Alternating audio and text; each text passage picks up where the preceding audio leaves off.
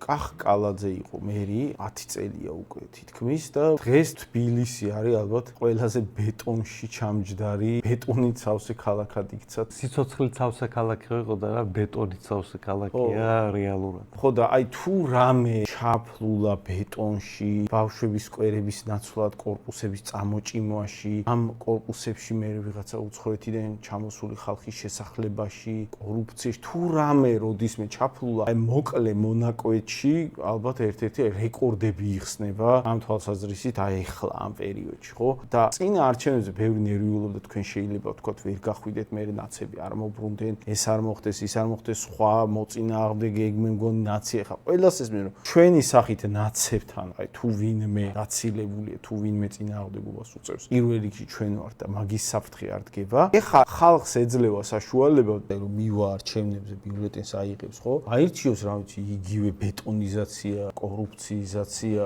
და მიგრანტების შემოსახლების ტენდენცია რომელიც იყო, ან აირჩიოს ვთქვათ ჩვენი პარტია ზურაბ მახარაძეს მერის კანდიდატად დაუჭიროს მხარი კონსერვატორების საქართველოსთვის